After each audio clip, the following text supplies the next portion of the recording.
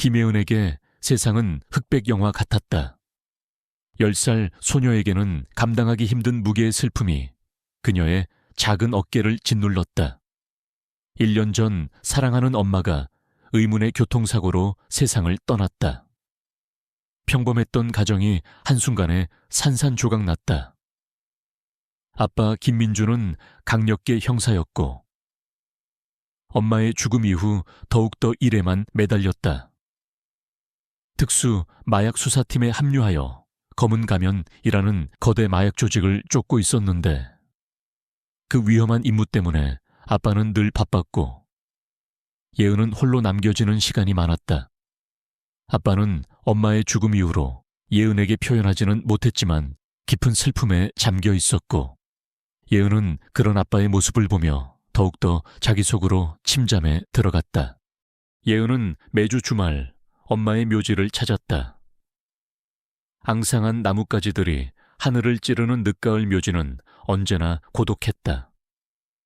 찬바람이 불고 첫눈이 내리기 시작하면서 묘지는 더욱 쓸쓸해졌다. 그날은 유난히 눈이 많이 내리는 날이었다. 하늘에서 펑펑 쏟아지는 눈은 세상의 모든 소리를 삼키는 듯했다. 예은은 엄마의 비석을 쓰다듬으며 한참을 서 있었다. 차가운 비석 위로 손가락 끝에 닿는 눈의 감촉이 이 시린 마음을 더욱 아프게 만들었다. 엄마, 보고 싶어요. 너무너무 보고 싶어요. 그녀의 목소리는 눈발에 묻혀 희미하게 사라졌다. 집으로 돌아가는 길은 늘 다니던 숲길이었다. 인적이 드물고 가로등조차 없는 길이었지만 예은은 늘 그 길을 택했다.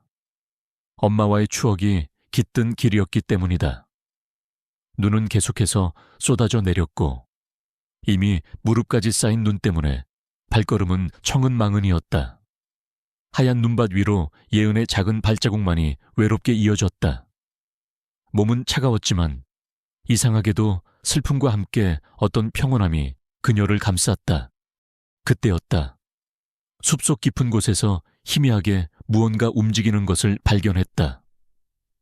처음에는 눈이 쌓인 나무 그루터기인 줄 알았다. 하지만 자세히 보니 그것은 생명체였다. 예은은 호기심과 동시에 두려움에 발걸음을 멈췄다. 더 가까이 다가가자 그녀는 숨을 헙 들이켰다. 거대한 덩치의 개 한 마리가 낡은 로프에 묶인 채 나무에 묶여 있었다. 개는 온몸이 눈에 뒤덮여 있었고 털은 얼어붙어 있었다. 눈을 감고 있었지만 희미하게 들려오는 낑낑거리는 소리가 그것이 아직 살아있음을 알렸다. 예은은 주저했다. 무서웠다. 이렇게 큰 개는 처음 보았고 녀석의 덩치는 어린 예은에게는 위협적으로 느껴졌다.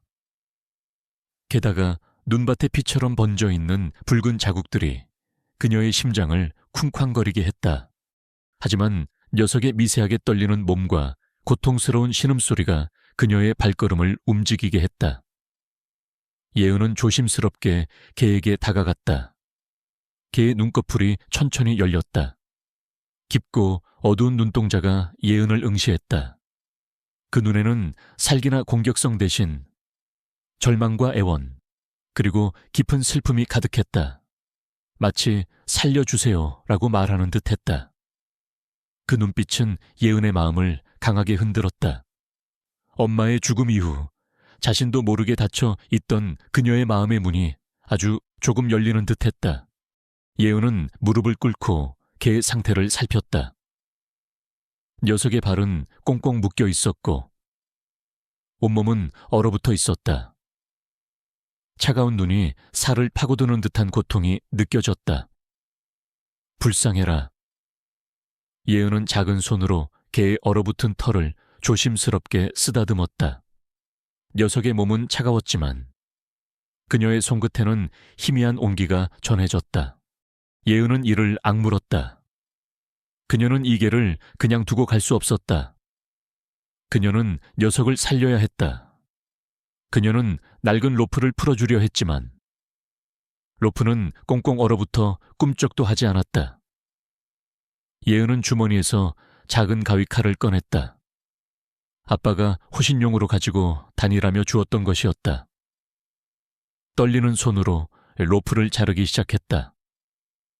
로프는 생각보다 질겼고 손은 시리고 아팠다. 하지만 녀석의 절박한 눈빛을 보며 예은은 포기하지 않았다. 겨우 로프를 잘라내자 걔는 고통스러운 듯 미세하게 몸을 떨었다. 은지는 녀석의 목줄을 잡고 일으켜 세우려 했다. 하지만 개의 덩치는 너무 컸고 몸은 얼어붙어 꼼짝도 하지 않았다. 일어나야 해, 살아야 해. 예은은 작은 몸으로 녀석을 끌어당기고 밀었다. 그녀의 볼에는 뜨거운 눈물이 흘러내렸지만 그것은 추위 때문만은 아니었다. 녀석의 생명력을 향한 간절한 염원이었다. 얼마나 시간이 흘렀을까. 사력을 다한 끝에 예은은 겨우 개를 일으켜 세웠다. 녀석은 비틀거렸지만 예은에게 몸을 기댄 채 힘겹게 발걸음을 옮기기 시작했다. 예은은 녀석의 목줄을 꽉 쥐고 숲길을 나섰다. 어둠은 더욱 깊어졌고 눈발은 더욱 거세졌다. 그녀의 작은 몸은 이미 한계에 다다랐지만 그녀는 개의 따뜻한 천을 느끼며 다시 한번 용기를 냈다. 아파트 단지까지 가는 길은 멀고도 험난했다. 녀석은 계속해서 비틀거렸고 예은은 녀석을 부축하며 걸음을 재촉했다. 아파트에 거의 다다랐을 때 그녀는 다시 한번 고민에 빠졌다. 이 개를 어떻게 해야 할까? 아빠에게 들키면 분명 화를 낼 것이 분명했다. 아빠는 위험한 마약 수사를 하고 있었고 이런 큰 개를 집에 들이는 것을 반대할 것이 뻔했다. 하지만 녀석을 버릴 수는 없었다. 그건 그녀에게 너무나 잔인한 일이었다. 예은은 아파트 뒤편에 있는 낡은 창고를 떠올렸다. 예전에 아빠가 잡동사니를 넣어두던 곳이었다. 그곳이라면 당분간 녀석을 숨길 수 있을 것 같았다. 그녀는 조심스럽게 창고 문을 열고 개를 안으로 들였다. 창고 안은 춥고 먼지가 많았지만 적어도 눈과 바람은 피할 수 있었다. 예은은 창고 한쪽에 쌓여있던 낡은 담요를 찾아 녀석의 몸을 감싸주었다. 그리고는 자신이 입고 있던 두꺼운 패딩 점퍼를 벗어 녀석 위에 덮어주었다. 괜찮아. 이제 안전해. 내가 꼭 지켜줄게. 예은은 개의 머리를 쓰다듬으며 속삭였다. 개는 고통스러운 듯 신음했지만 그녀의 손길에 안도한 듯 눈을 감았다.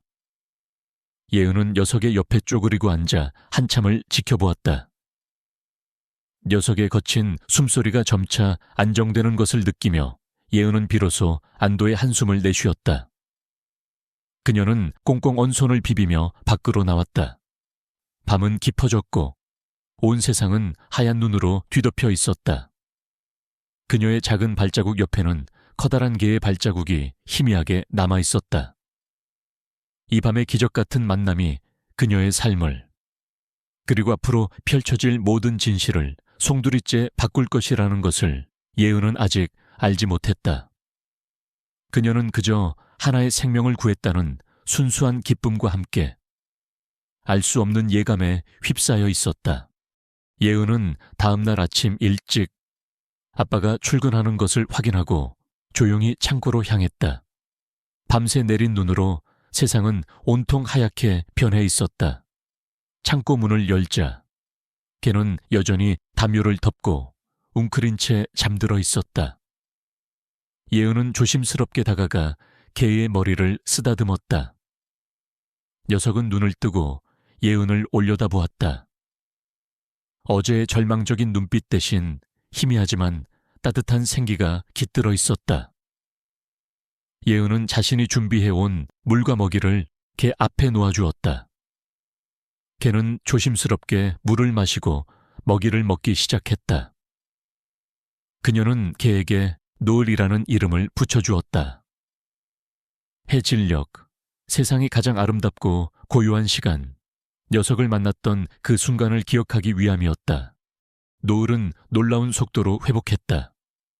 며칠이 지나자 녀석은 건강을 되찾았고 예은은 노을에게서 비범한 지능과 놀라운 충성심을 발견했다. 노을은 예은이 하는 말을 대부분 알아듣는 듯했다.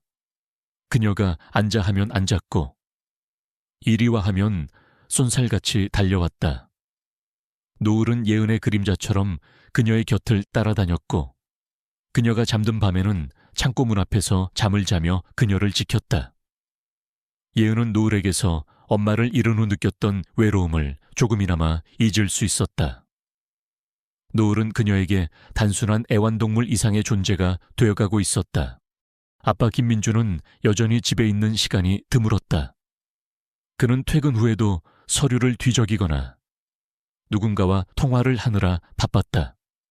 엄마의 죽음 이후 아빠와 예은 사이에는 보이지 않는 벽이 생겼다. 아빠는 엄마의 흔적을 애써 지우려는 듯했고 예은은 그런 아빠의 모습에 더욱 상처를 받았다. 그래서 노을의 존재를 아빠에게 알리는 것은 예은에게 큰 부담이었다. 그녀는 아빠의 바쁜 일정과 예민한 성격을 고려해 노을의 존재를 비밀로 하기로 했다. 어느 날 저녁, 예은은 거실에서 그림을 그리고 있었다. 노을은 그녀의 발치에 엎드려 조용히 그녀를 지켜보고 있었다. 아빠가 퇴근하고 집으로 들어섰다. 그는 피곤한 얼굴로 소파에 앉아 신문을 펼쳤다. 그때 아빠의 휴대전화가 울렸다. 아빠는 작은 목소리로 통화를 시작했다. 네, 팀장님. 검은 가하면 조직의 움직임이 심상치 않습니다. 이번에 새로 투입된 신입 조직원 중에 좀 이상한 놈이 있다고 합니다. 아빠의 말에 노을의 귀가 쫑긋 세워졌다. 녀석의 몸이 미세하게 경직되었다.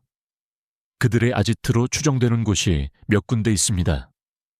특히 외곽에 있는 낡은 창고와 폐공장을 주시하고 있습니다. 아빠의 목소리가 이어지자 노을은 갑자기 낮은 소리로 으르렁거리기 시작했다. 예은은 깜짝 놀라 노을의 입을 막았다. 노을은 예은의 손을 밀어내며 더욱 격렬하게 으르렁거렸다. 그의 눈은 아빠의 목소리에서 들려오는 검은 가면이라는 단어에 반응하는 듯했다. 아빠는 노을의 소리에 놀라 고개를 들었다. 예은아, 무슨 소리야? 예은은 당황하며 아무것도 아니라고 둘러댔다. 그냥 노을이가 낯선 소리에 반응하는 것 같아요. 아빠는 피곤한 듯 다시 신문으로 시선을 돌렸다. 하지만 예은은 노을의 반응에 혼란스러웠다. 왜 노을은 검은 가면이라는 단어에 저렇게 반응하는 걸까? 그리고 낡은 창고와 폐공장이라는 단어에도 민감하게 반응하는 것처럼 보였다. 그때 예은의 머릿속에 번개처럼 한 가지 생각이 스쳐 지나갔다. 엄마의 사고 현장 근처에 낡은 창고와 폐공장이 있었던 것이 기억났다. 혹시 노을이 엄마의 사고와 관련이 있는 것은 아닐까? 예은은 노을의 행동을 주의 깊게 관찰하기 시작했다. 노을은 아빠가 검은 가면과 관련된 이야기를 할 때마다 귀를 쫑긋 세우거나 불안한 듯 낑낑거렸다. 또한 아빠의 서류철에 있는 검은 가면 조직원들의 사진을 보면 으르렁거리기도 했다. 특히 한 인물의 사진을 볼 때 노을은 유난히 격렬하게 반응했다. 그는 서늘한 눈빛을 가진 중년의 남자였다. 어느 날 예은은 엄마의 유품 상자를 뒤적이다가 오래된 mp3 플레이어를 발견했다. 엄마는 평소 음악을 즐겨 듣는 분이셨다. 예은은 mp3 플레이어를 켰지만 배터리가 없어 작동하지 않았다. 노을은 mp3 플레이어를 보자마자 꼬리를 흔들며 예은의 손을 핥았다. 마치 엄마의 물건임을 알아차린 듯이.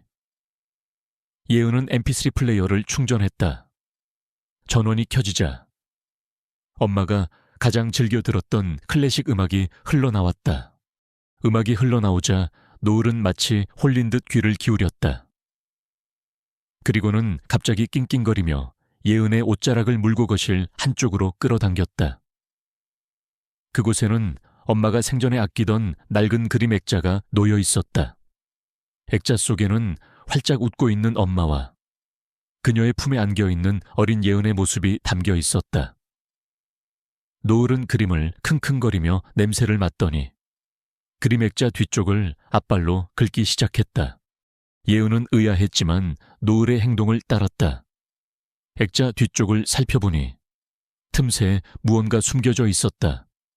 예은은 조심스럽게 그것을 꺼냈다.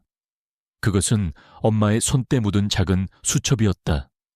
수첩은 낡았고 글씨는 해독하기 어려운 암호로 빼곡하게 채워져 있었다. 하지만 몇몇 단어들은 알아볼 수 있었다. 검은 가면, 마약, K그룹, 숨겨진 진실 등의 단어들이었다. 그리고 수첩 한쪽에는 낡은 종이 조각 하나가 끼워져 있었는데 거기에는 알 수 없는 기호들과 함께 노을이라는 글자가 희미하게 적혀 있었다. 예은은 충격을 받았다.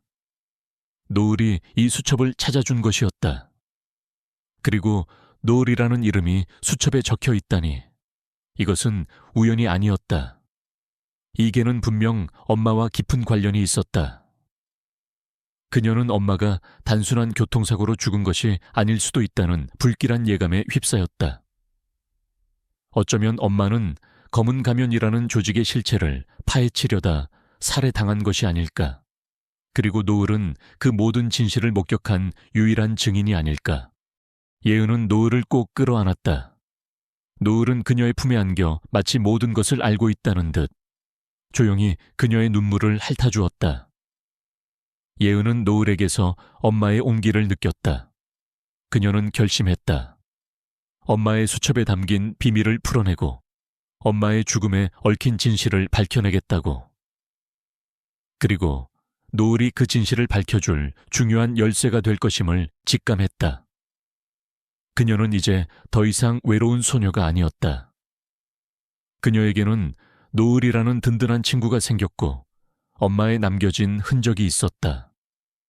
그녀는 두려웠지만 동시에 엄마의 죽음에 대한 진실을 밝히려는 강한 의지가 그녀의 마음속에서 솟아났다. 예은은 엄마의 수첩을 품에 안고 노을을 바라보았다. 수첩 속 알 수 없는 암호들과 검은 가면, K그룹 같은 단어들, 그리고 노을의 이름. 이 모든 것이 마치 얽히고 설킨 실타래 같았다. 노을은 예은의 마음을 읽은 듯 그녀에게 기대어 앉았다. 그녀는 노을의 온기 속에서 용기를 얻었다. 이제는 두려워할 때가 아니었다. 엄마의 죽음에 얽힌 진실을 밝혀내야 했다. 다음 날 아빠가 출근한 후 예은은 노을을 데리고 조심스럽게 집을 나섰다. 그녀는 노을이 이끄는 대로 발걸음을 옮겼다.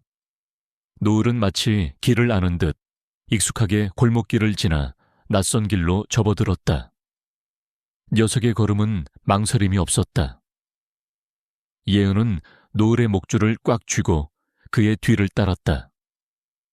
노을은 그녀를 엄마의 사고 현장으로 이끌었다. 1년 전 엄마의 차가 전복되었던 바로 그 교차로였다.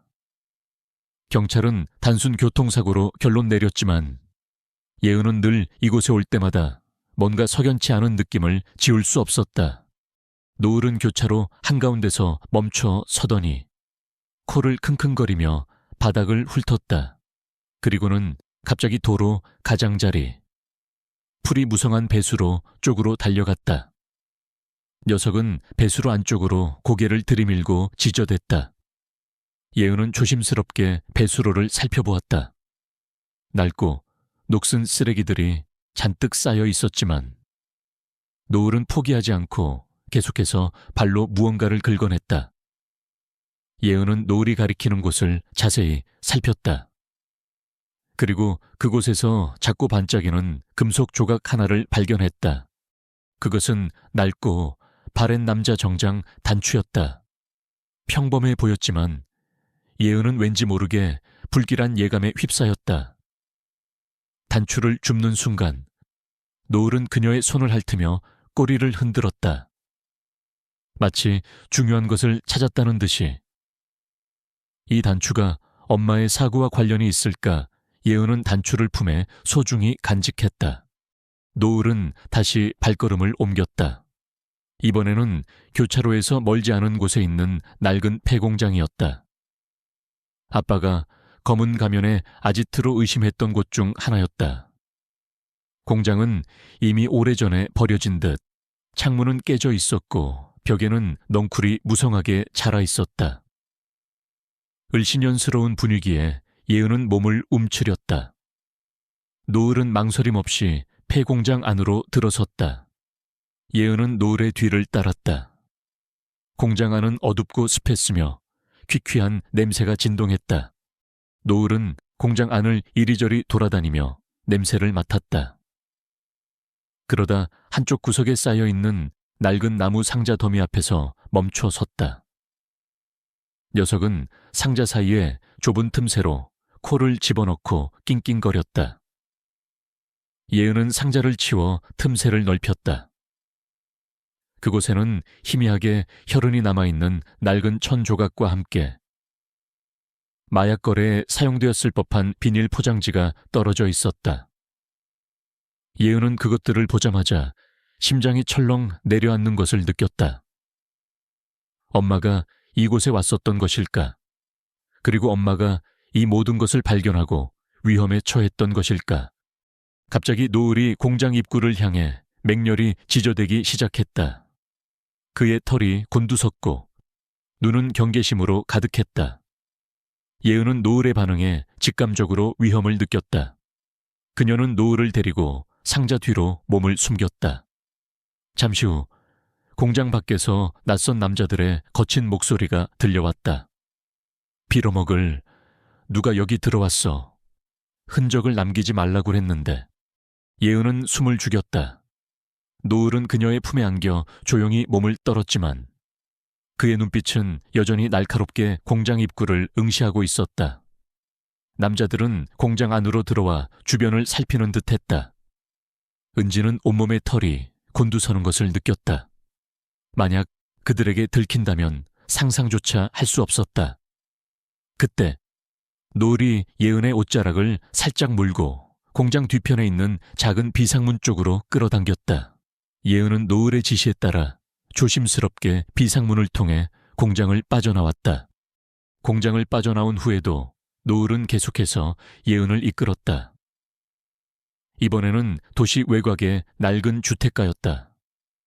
노을은 어느 한 집 앞에서 멈춰 섰다. 낡고 허름해 보이는 집이었지만 왠지 모르게 익숙한 느낌이 들었다. 예은은 고개를 갸웃거렸다. 그때 노을은 그 집 대문 옆에 있는 오래된 우편함을 발로 툭툭 건드렸다.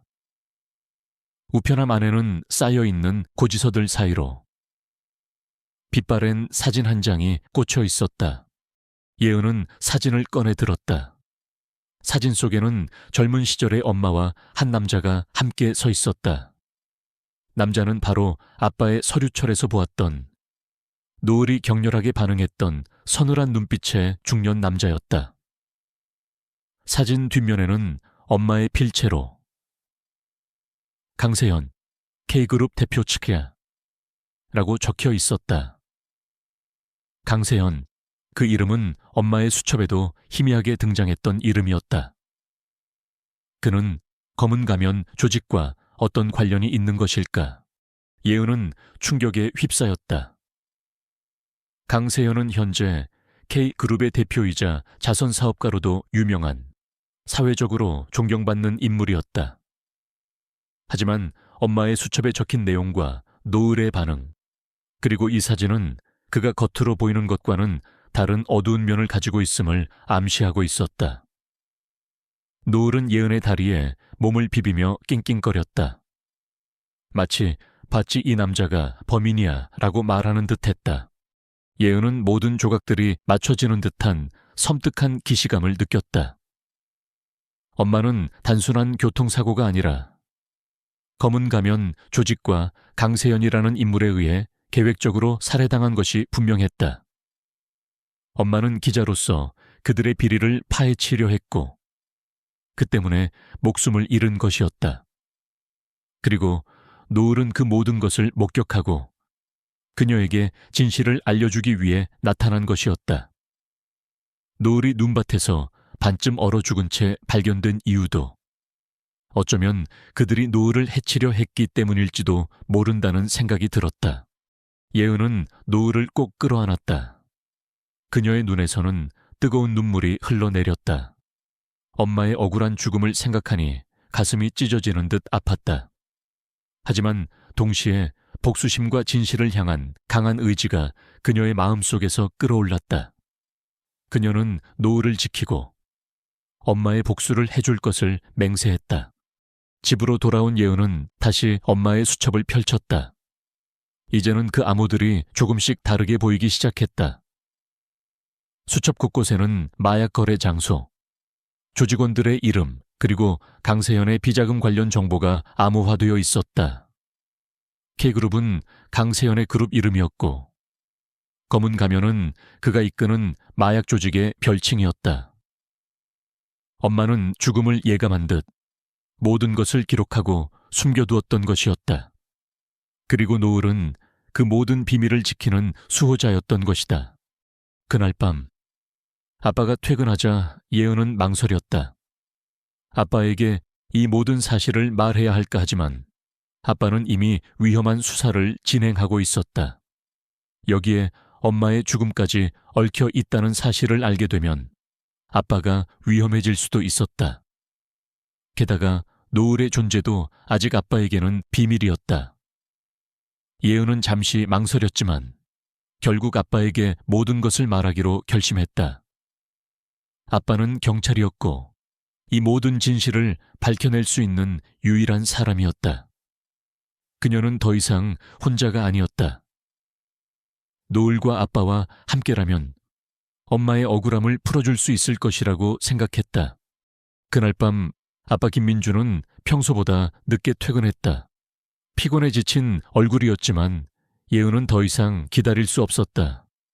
아빠가 샤워를 마치고 거실로 나왔을 때 예은은 조심스럽게 아빠를 불렀다. 아빠, 할 얘기가 있어요. 김민주는 예은의 진지한 표정에 고개를 갸웃했지만 이내 소파에 앉아 그녀의 이야기를 들을 준비를 했다. 예은은 숨겨두었던 엄마의 수첩과 폐공장에서 찾은 남자 정장 단추, 그리고 마약 비닐 포장지를 조심스럽게 꺼내 아빠 앞에 놓았다. 노을은 예은의 발치에 엎드려 아빠와 예은을 번갈아 보며 조용히 상황을 지켜보고 있었다. 아빠, 엄마는 교통사고로 돌아가신 게 아닌 것 같아요. 예은의 입에서 나온 말에 김민준의 얼굴은 순식간에 굳어졌다. 그의 눈빛은 흔들렸고 그는 떨리는 손으로 수첩을 집어들었다. 암호 같은 글씨들을 보던 그의 미간이 찌푸려졌다. 이게 다 뭐야? 예은아, 그의 목소리에는 당혹감과 함께 불안감이 스쳐 지나갔다. 예은은 노을이 자신을 이끌어 발견한 모든 것들을 설명했다. 엄마가 검은 가면이라는 조직을 조사하고 있었다는 것, 폐공장에서 발견된 증거물들, 그리고 강세현이라는 이름과 그의 사진까지. 마지막으로 노을이 엄마의 수첩을 찾아냈고 그 수첩에 노을의 이름이 적혀 있었다는 사실까지도 털어놓았다. 노을은 마치 자신의 이야기를 확인이라도 시켜주려는 듯 김민준의 다리에 몸을 비비며 낑낑거렸다. 김민준은 예은의 이야기를 듣는 내내 충격에 휩싸였다. 그는 딸의 말이 믿기지 않는다는 표정으로 수첩과 증거물들을 번갈아 보았다. 특히 엄마의 수첩 속에 담긴 검은 가면과 K그룹에 대한 정보는 그가 현재 수사하고 있는 마약 조직의 핵심과 정확히 일치했다. 그리고 강세현이라는 이름, 그는 K그룹의 대표이자 유력한 자선사업가로 알려진 인물이었다. 그 역시 강세현을 의심하고 있었지만 아무런 증거도 찾지 못해 수사에 난항을 겪고 있었다. 노을이 너희 엄마가 키우던 개였어. 김민준의 눈이 노을을 향했다. 노을은 그의 눈을 똑바로 응시했다. 김민준은 조심스럽게 노을의 머리를 쓰다듬었다. 녀석의 따뜻한 천이 그의 손에 전해졌다. 노을의 눈빛에서 그는 아내에 대한 그리움과 함께 설명할 수 없는 깊은 슬픔을 읽었다. 이 개는 단순한 유기견이 아니었다. 분명 아내의 마지막을 함께했던 존재였다. 김민준은 밤새도록 아내의 수첩과 예은이 가져온 증거물들을 분석했다. 오랜 수사 경험을 가진 베테랑 형사답게 그는 수첩 속 암호들을 풀어내기 시작했다. 수첩 속에는 아내가 검은 가면, 조직의 마약 유통 경로, 자금 세탁 방법, 그리고 조직원들의 명단을 치밀하게 기록해 놓은 내용이 담겨 있었다. 특히 충격적인 것은 강세연이 검은 가면의 진정한 수장이라는 사실과 그가 경찰 내부에도 끈앞풀을 심어놓았다는 증거들이었다. 아내는 이 모든 사실을 폭로하려 했고 그 때문에 교통사고로 위장된 살인을 당했던 것이다. 아내의 기자로서의 투철한 사명감과 용기가 고스란히 담겨 있었다. 김민준은 아내의 죽음에 대한 진실을 마주하자 분노와 슬픔에 몸을 떨었다. 그는 지난 1년간 아내의 죽음을 단순 사고로 치부하고 그녀를 지키지 못했다는 죄책감에 시달렸다. 자신이 쫓던 마약 조직의 수장이 다름 아닌 아내의 살인범이라니. 게다가 그는 사회적으로 존경받는 인물로 위장하고 있었다. 김민준은 반드시 강세연의 위선을 벗겨내고 그를 법의 심판대에 세우겠다고 다짐했다. 다음 날 김민준은 팀장에게 모든 사실을 보고했다. 그는 아내가 남긴 수첩과 증거물들을 제시하며 강세연의 실체를 파헤칠 것을 주장했다. 하지만 팀장은 그의 보고에 회의적인 반응을 보였다. 강세연은 K그룹의 대표이자 유력 정치인들과도 깊은 관계를 맺고 있는 거물이었다. 게다가 그의 아내가 남긴 수첩과 개의 증언만으로는 확실한 증거가 될 수 없다고 판단했다. 팀장은 그에게 신중하게 접근할 것을 주문하며 오히려 김민준이 너무 개인적인 감정에 휩싸여 수사를 그르칠까봐 우려하는 눈치였다. 김민준 형사, 자네의 심정은 이해하지만 이 일은 신중해야 해. 자칫하다간 자네뿐만 아니라 예은이까지 위험해질 수 있어. 강세연은 보통 인물이 아니야. 팀장의 경고는 김민준의 마음에 불안감을 안겨주었다. 그는 아내를 잃은 것도 모자라 이제 예은이까지 위험에 처하게 할 수는 없었다. 그는 홀로 이 위험한 진실을 파헤쳐야 한다는 결론에 도달했다. 김민준은 노을의 역할에 주목했다. 노을은 단순히 엄마의 수첩을 찾아낸 것을 넘어 엄마의 마지막 흔적과 비밀을 알고 있는 유일한 생존 증인이었다. 그는 노을이 어떤 방식으로든 강세연의 범죄를 증명할 수 있는 결정적인 단서를 제공할 것이라고 믿었다. 그날 이후 김민준은 노을을 수사해 적극적으로 활용하기 시작했다. 그는 노을을 데리고 아내가 사망하기 전 마지막으로 취재했던 장소들을 방문했다. 노을은 놀라운 후각으로 곳곳에 남아있는 희미한 증거들을 찾아냈다. 낡은 공장 바닥에 숨겨진 벽 안에서 발견된 마약 제조 흔적, 버려진 창고의 벽에 새겨진 검은 가면의 상징, 그리고 아내의 차량에 부착되어 있던 미행 장치의 잔해까지. 노을은 마치 엄마의 영혼이 깃든 듯 매번 정확하게 단서를 찾아냈다. 노을의 도움으로 김민준은 강세연의 검은 가면, 조직이 마약을 제조하고 유통하는 비밀 아지트를 특정할 수 있었다. 그곳은 도시 외곽의 인적이 드문 산속에 위치한 거대한 폐광이었다.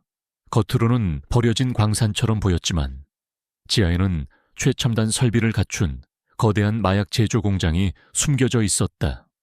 김민준은 팀장에게 폐광에 대한 정보를 보고하며 수사팀 투입을 강력하게 요청했다. 하지만 팀장은 여전히 주저했다. 강세연의 영향력이 너무나 막강했기 때문이었다. 게다가 김민준이 제시하는 증거들은 노을이 발견한 것들이 많았고, 걔가 발견한 증거만으로는 법정에서 효력을 발휘하기 어렵다고 판단했다. 그는 김민준에게 좀 더 확실한 증거를 가져오라고 말했다. 김민준은 절망했다. 시간이 없었다. 강세현은 이미 아내의 죽음에 대한 수사가 재개되고 있다는 것을 눈치채기 시작했고, 그들의 움직임은 더욱더 조심스러워지고 있었다. 그는 곧 위험에 처하게 될 것이었다. 그때 김민준의 휴대폰이 울렸다. 발신자는 알 수 없는 번호였다. 전화를 받자 차갑고 비열한 목소리가 들려왔다. 김민준 형사님, K그룹의 강세연입니다. 당신의 딸이 당신 아내처럼 되고 싶지 않다면 그만두는 게 좋을 겁니다. 김민준의 심장이 쿵 하고 내려앉았다. 예은이가 위험하다니. 강세연이 예은의 존재까지 알고 있었다니. 그는 분노의 치를 떨었다. 개자식 내 딸은 건드리지 마. 그는 소리쳤지만 강세연은 비웃듯이 전화를 끊었다. 김민준은 온몸이 떨렸다. 그는 예은에게 달려가 그녀가 안전한지 확인했다. 예은은 거실에서 노을과 함께 그림을 그리고 있었다. 평화로운 모습이었다. 김민준은 예은을 끌어안았다. 아빠, 왜 그래요? 예은의 물음에 김민준은 아무 말도 할 수 없었다. 그는 딸의 안전을 지키기 위해서라도 이 싸움을 끝내야 했다. 그날 밤 김민준은 잠들지 못했다. 그는 자신의 목숨이 위험해지는 것은 두렵지 않았다. 하지만 예은이가 다치는 것은 상상조차 할 수 없었다. 그는 결심했다. 더 이상 기다릴 수 없었다. 그는 홀로 폐광으로 향하기로 했다. 결정적인 증거를 확보하여 강세연의 모든 죄를 세상에 폭로해야만 했다. 노을은 그의 옆에 앉아 그를 지켜보고 있었다. 김민준은 노을의 머리를 쓰다듬었다. 노을아, 이제부터가 진짜 싸움이야. 우리 예은이를 위해서, 그리고 엄마를 위해서. 우리 함께 이겨내자. 노을은 김민준의 말을 알아들은 듯 그의 손을 핥으며 굳은 눈빛으로 그를 바라보았다. 그들의 눈빛 속에는 복수와 정의를 향한 맹렬한 의지가 담겨 있었다. 김민준은 예은이가 잠든 것을 확인하고 조용히 집을 나섰다. 노을은 현관문 앞에서 그를 기다리고 있었다. 녀석의 눈빛은 비장했다. 김민준은 노을의 목줄을 채우고 낡은 SUV에 올랐다. 차 안은 침묵으로 가득했지만 그들의 결의는 강철처럼 단단했다. 그들의 목적지는 도시 외곽의 폐광, 검은 가면의 비밀 아지트였다. 밤은 깊었고 산길은 험난했다. 김민준은 휴대폰으로 경찰서에 상황을 알리려 했지만 예상대로 강세연 측에서 미리 설치한 통신 방해 장치 때문에 신호가 잡히지 않았다. 그는 이를 갈았다. 결국 이 싸움은 자신과 노을, 둘이서 감당해야 할 몫이었다. 폐광 입구에 다다르자 음산한 기운이 그들을 감쌌다. 버려진 듯한 갱도 입구는 어둠 속에 잠겨 있었고 주위에는 인기척 하나 없었다. 김민준은 차를 멀찍이 세우고 노을과 함께 조용히 차에서 내렸다. 녀석은 냄새를 맡으며 주변을 경계했다. 희미한 달빛 아래 갱도 입구에서 불빛이 새어나오는 것을 발견했다. 김민준은 노을에게 수신호를 보냈다. 조심해야 해. 노을아. 노을은 낮은 소리로 으르렁거렸다. 그들은 그림자처럼 갱도 안으로 숨어들었다. 갱도 안은 축축하고 차가웠다. 희미한 전등 불빛이 길을 비췄고 기계음과 알 수 없는 화학약품 냄새가 코를 찔렀다. 마약 제조 공장의 증거가 확실했다. 김민준은 휴대폰 카메라를 이용해 현장을 촬영하기 시작했다. 모든 것이 증거가 될 수 있었다. 그때 저 안쪽에서 거친 목소리가 들려왔다. 누구냐? 김민주는 급히 노을과 함께 옆에 쌓여있는 자재더미 뒤로 몸을 숨겼다. 장태식의 목소리였다. 그는 몇 명의 부하들과 함께 순찰을 돌고 있었다. 김민주는 숨을 죽였다. 들키면 끝이었다. 장태식의 발소리가 점점 가까워졌다. 노을은 김민준의 옆에서 으르렁거림을 참고 몸을 웅크렸다. 김민준은 노을의 목덜미를 쓰다듬으며 진정시켰다. 장태식 일당이 그들의 은신처 바로 옆을 지나쳐갔다. 그들의 대화 내용이 희미하게 들려왔다. 강세현 대표님께서 김민준 형사가 우리를 쫓고 있다는 걸 아신다. 곧 여기로 올지도 모르니 경계를 강화해라. 특히 그에 따르게도 조심해야 한다고 하셨다. 김민준의 주먹이 꽉 쥐어졌다. 예은이가 정말로 위험했다. 그는 빨리 이곳에서 증거를 확보하고 도망쳐야 했다. 그가 다시 몸을 움직이려는 순간 노을이 그의 옷자락을 물고 옆쪽으로 끌어당겼다. 노을이 가리키는 곳은 갱도의 더 깊숙한 곳이었다. 그곳에는 낡은 철문 하나가 굳게 닫혀 있었다. 노을은 철문을 향해 코를 킁킁거리더니 낑낑거렸다. 김민주는 노을의 직감을 믿었다. 녀석이 뭔가를 알아챈 것이 분명했다. 그는 철문으로 다가갔다. 자물쇠가 채워져 있었지만 오래되고 낡아 보였다. 김민주는 자신의 수첩에서 작은 공구를 꺼내 자물쇠를 따기 시작했다. 그의 손은 능숙하게 움직였다. 노을은 그의 옆에서 망을 보며 주위를 경계했다. 자물쇠가 풀리고 철문이 끽 소리를 내며 열렸다. 문 안쪽은 어둠 속에 잠겨 있었다. 김민주는 휴대폰 불빛을 비춰 안을 살폈다. 그의 눈이 휘둥그레졌다. 그곳에는 거대한 금고 하나가 놓여 있었고 금고 옆에는 낡은 서류철들이 잔뜩 쌓여 있었다.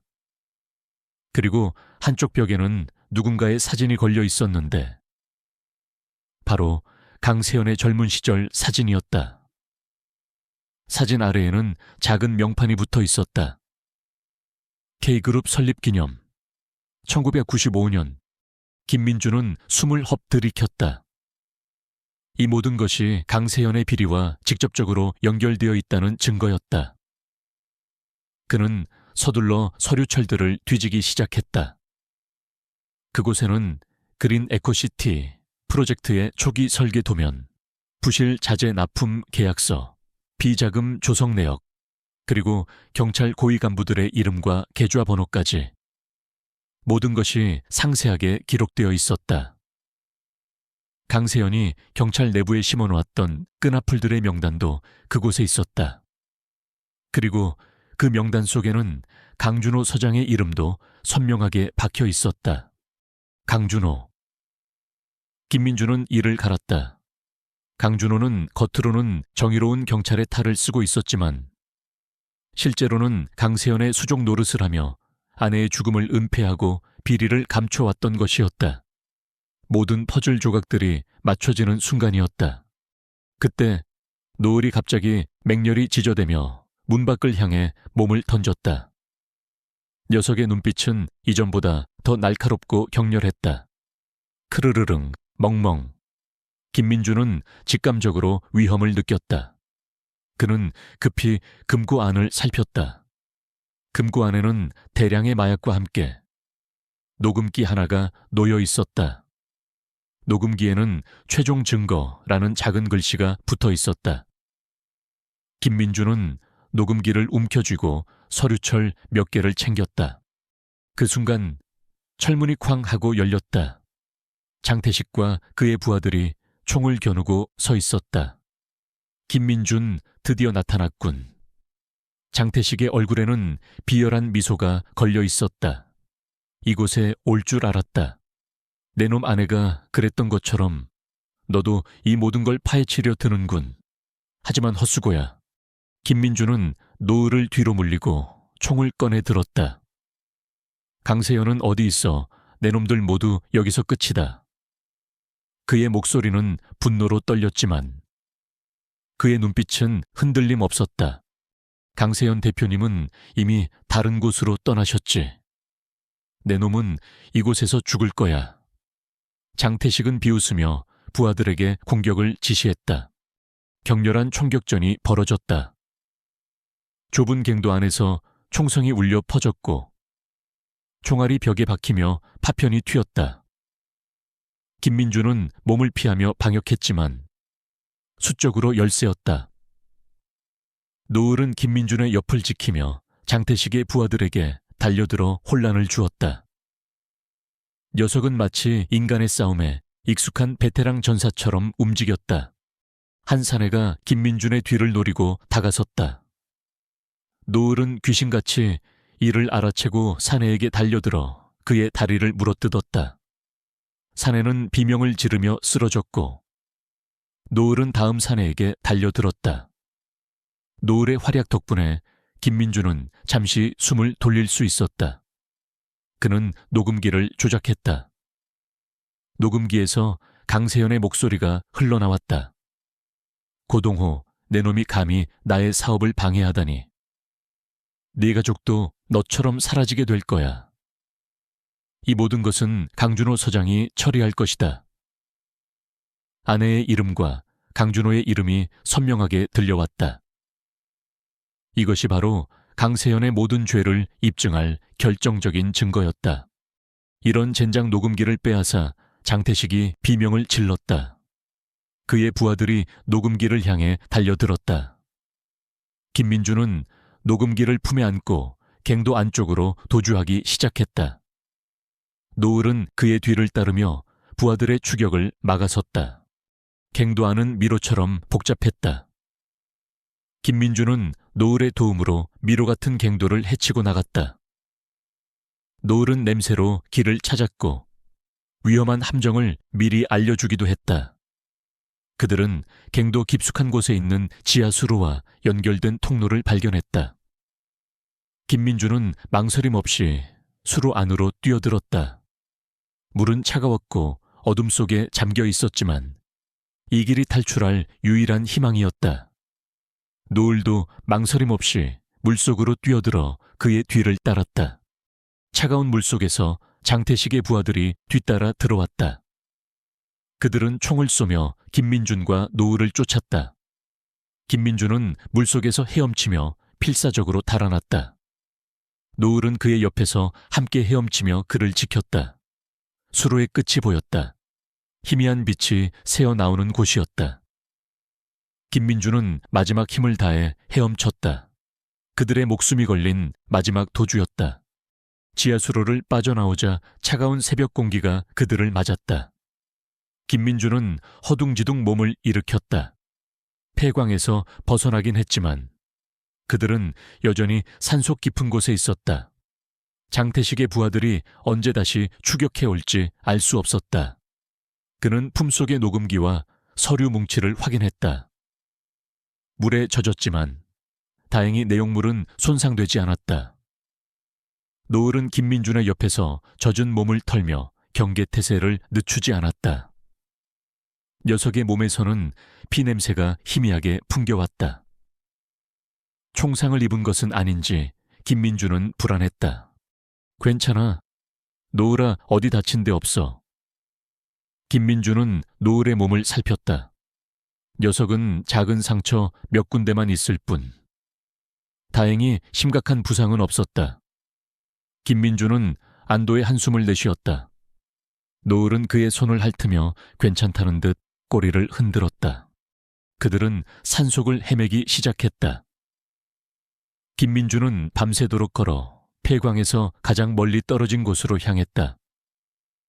지쳐 쓰러질 것 같았지만 예은이의 얼굴을 떠올리며 걸음을 재촉했다. 노을은 그의 옆에서 묵묵히 길을 안내했다.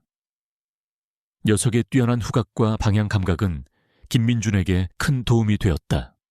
날이 밝아오자 그들은 희미하게 인기척이 느껴지는 외딴 도로에 다다랐다.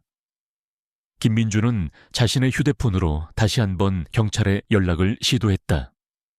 다행히 이번에는 신호가 잡혔다. 그는 팀장에게 폐광에서 일어난 일과 확보한 증거에 대해 상세히 보고했다. 팀장은 김민준의 목소리에서 진실과 절박함을 느꼈는지 즉시 강력계 팀과 특공대를 폐광으로 급파하겠다고 약속했다. 김민준은 안도의 한숨을 내쉬었다. 그때 저 멀리서 차량 한 대가 빠르게 다가오는 것이 보였다. 김민준은 경계태세를 갖췄다. 하지만 차가 가까워지자 그는 안도의 미소를 지었다. 그 차는 바로 김민준의 동료 형사들이 타고 있는 차량이었다. 그들은 김민준의 비상호출을 받고 한달음에 달려온 것이었다. 김민준 형사님 괜찮으십니까? 동료 형사들이 채소 내려 김민준에게 달려왔다. 그들은 김민준의 몰골과 옆에 서 있는 노을을 보고 깜짝 놀랐다. 김민준은 녹음기와 서류 뭉치를 동료 형사들에게 건넸다. 이게 강세현의 모든 비리를 밝혀낼 결정적인 증거입니다. 강준호 서장도 한패입니다. 그의 말에 동료 형사들은 충격에 휩싸였다. 얼마 후 폐광으로 출동했던 특공대원들이 속속 복귀했다. 그들은 강세현의 마약 제조 시설을 급습했고 그곳에 남아있던 장태식의 부하들을 모두 체포했다. 하지만 장태식과 강세현은 이미 폐광을 빠져나간 뒤였다. 김민준은 곧바로 경찰서로 향했다. 그는 자신이 확보한 녹음기와 서류를 증거물로 제출하고 그동안 수집했던 강세현의 비리 정보와 강준호 서장의 연루 사실을 상세히 진술했다. 녹음기에서 흘러나오는 강세현의 목소리와 아내의 이름, 그리고 강준호의 이름은 경찰 내부를 발칵 뒤집어 놓았다. 강준호는 즉시 직위 해제되었고 감찰 조사를 받게 되었다. 장태식은 폐광에서 도주하려다 잠복해 있던 경찰에게 붙잡혔고 김민준의 아내 살해 및 마약 유통 혐의로 체포되었다. 강세현은 유유히 한국을 빠져나가려 했다. 그는 자신의 비리가 모두 폭로되었다는 것을 알고 해외 도피를 시도했지만 김민준이 제공한 정보 덕분에 공항에서 체포되었다. 그는 K그룹의 회장이라는 사회적 지위와 거대한 자금력을 이용해 법망을 빠져나가려 했지만 그의 모든 계획은 물거품이 되었다. 그는 모든 죄를 인정할 수밖에 없었다. 강세현은 경찰 조사에서 모든 진실을 털어놓았다. 그는 수년 전부터 검은 가면이라는 조직을 이끌며 마약을 제조하고 유통에 막대한 부를 축적해 왔다는 것을 시인했다. 그는 사회적으로 존경받는 기업가이자 자선사업가로 위장하여 자신의 범죄를 감춰왔다. 그의 영향력은 정재계뿐만 아니라 경찰 고위층에까지 미쳤다. 강준호 서장은 그에게서 정기적으로 거액의 뒷돈을 받아왔고 그 대가로 강세현의 범죄를 묵인하고 사건을 은폐해왔던 것이었다. 그리고 김민준의 아내인 예은의 엄마는 바로 이 모든 비리의 실체를 파헤치려 했던 용감한 탐사보도 전문 기자였다. 그녀는 강세현의 마약 조직에 대한 정보를 수집하던 중 강준호 서장까지 연루되어 있다는 사실을 알게 되었다.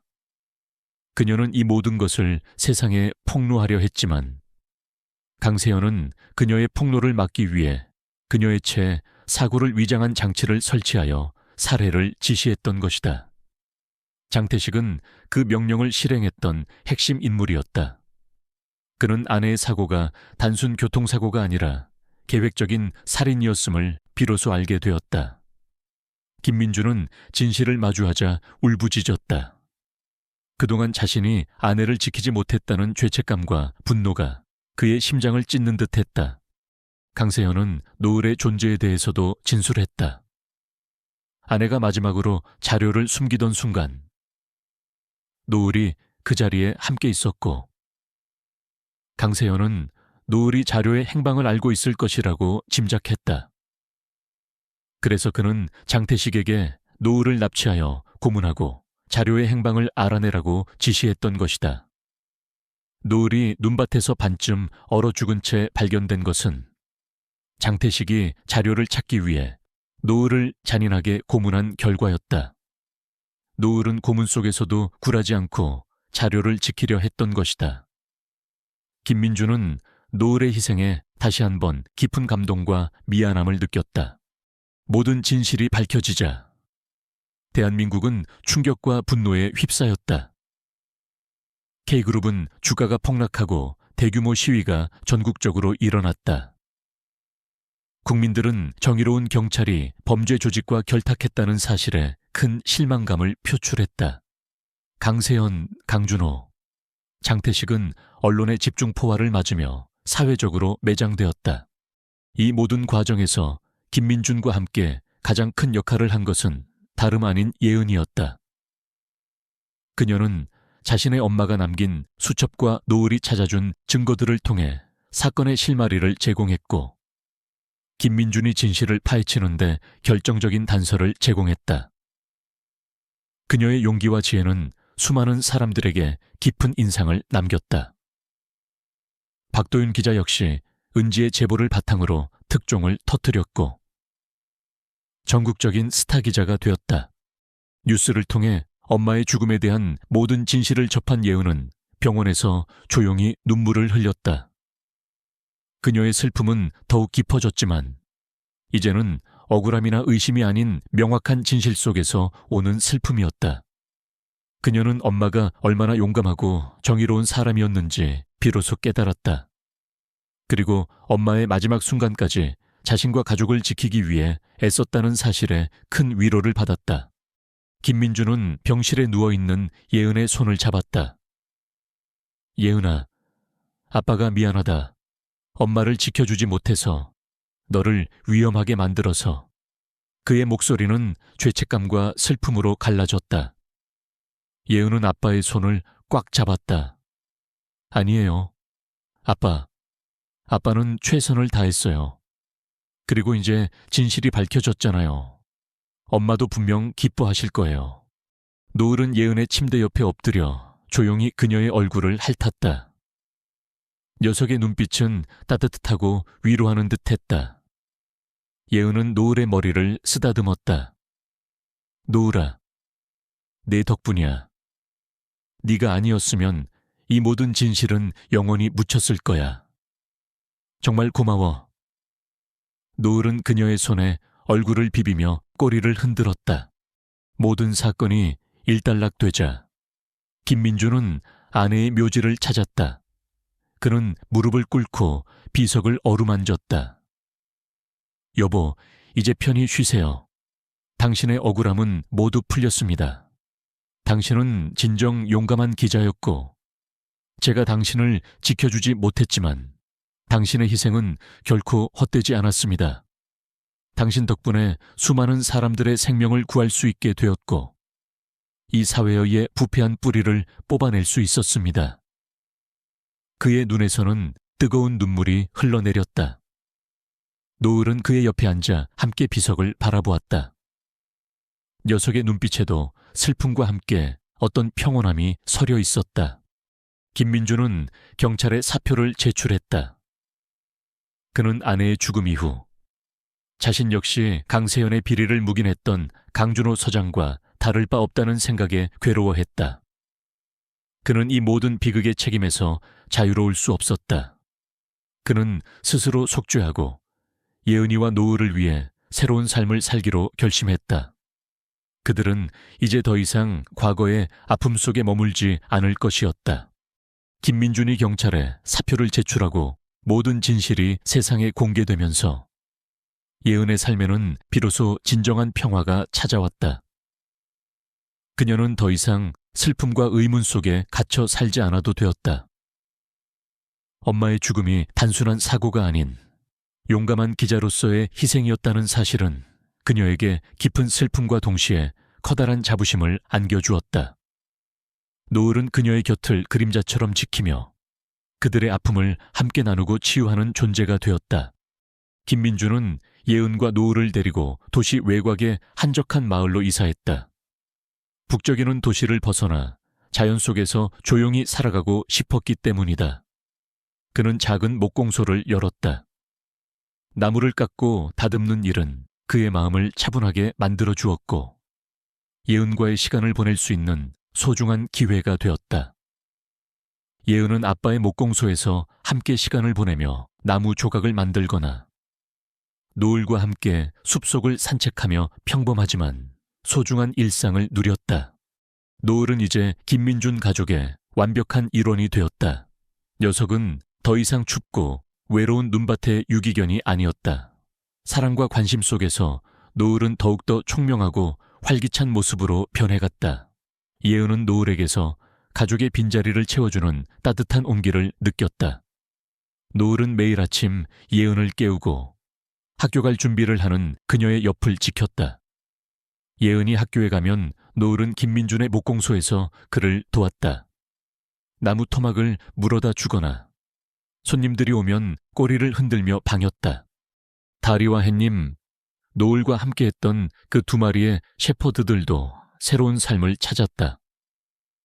김민준은 그들을 유기견 보호소에 보냈지만 이내 좋은 주인을 만나 입양되었다는 소식을 들었다. 그들 역시 각자의 자리에서 행복하게 살아가고 있을 것이라는 생각에 예은은 미소를 지었다. 그녀는 그들이 노을과 함께 엄마의 죽음에 대한 진실을 지켜본 증인이었으며, 그녀의 가족을 지키기 위해 기꺼이 자신을 던졌던 용감한 친구들이었음을 잊지 않았다. 시간이 흐르면서 예은은 엄마의 죽음에 대한 슬픔을 점차 극복해 나갔다. 그녀는 엄마의 유품을 정리하며 엄마가 남긴 수첩과 녹음기를 소중히 보관했다. 그녀는 엄마의 용기와 정의로움을 본받아 언젠가 사회에 도움이 되는 사람이 되겠다고 다짐했다. 그녀는 특히 동물에 대한 깊은 애정을 바탕으로 유기동물 보호와 관련된 봉사활동에 적극적으로 참여했다. 이는 노을에게 받은 사랑과 희생에 대한 그녀 나름의 보답이었다. 김민준 역시 아내를 잃은 죄책감과 슬픔에서 벗어나 새로운 삶을 살게 되었다. 그는 경찰이라는 직업을 그만두었지만 여전히 정의에 대한 열정은 변함없었다. 그는 자신의 목공소에서 익명으로 사회 부조리에 대한 제보를 받거나 약자들을 돕는 일에 관여하기도 했다. 그는 더 이상 겉으로 드러나는 영웅이 아니었지만 그의 작은 행동들이 세상에 선한 영향력을 미쳤다. 그는 예은과 노을을 보며 자신의 삶이 다시 한번 의미를 찾았음을 깨달았다. 어느덧 겨울이 지나고 따스한 봄이 찾아왔다.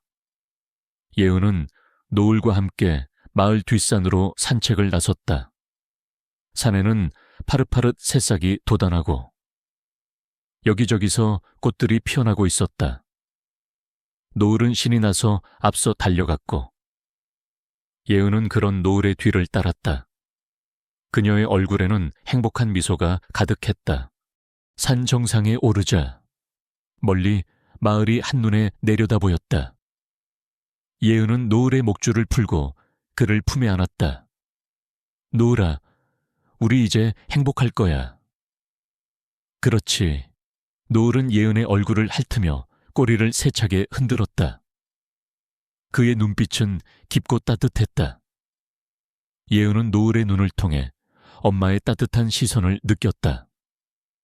노을은 그녀에게 엄마가 남긴 마지막 선물과 같았다. 예은은 문득 1년 전 눈 덮인 숲속에서 노을을 처음 만났던 날을 떠올렸다. 차가운 눈밭에 홀로 버려져 죽음을 기다리던 노을.